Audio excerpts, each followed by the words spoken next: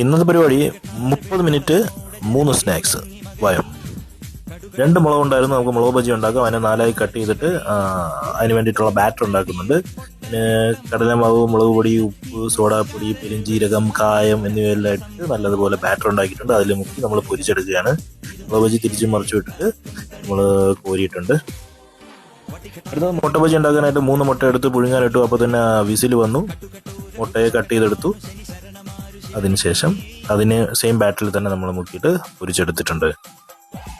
അത് നല്ല കടലമാവിലാണ് നല്ല ക്രിസ്പി ആയിട്ട് വന്നിട്ടുള്ള മുട്ട ബജിയാണ്.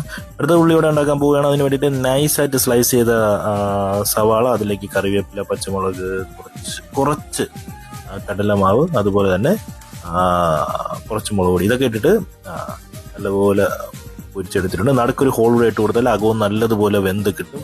പുറത്ത് മുരിങ്ങിയതുപോലെ തന്നെ അകവും നല്ല മുരിങ്ങി വന്നിട്ടുണ്ട്. എന്തായാലും കറക്റ്റ് 6:15 തന്നെ നമ്മൾ പരിപാടി കഴിഞ്ഞു. എന്തായാലും 6:30 കഴിഞ്ഞ് നോമ്പ് തുറന്നു. അപ്പോഴേക്കും ആദ്യം മുളക് ബജി ട്രൈ ചെയ്തു. സൂപ്പറാണ്, സിമ്പിളാണ്.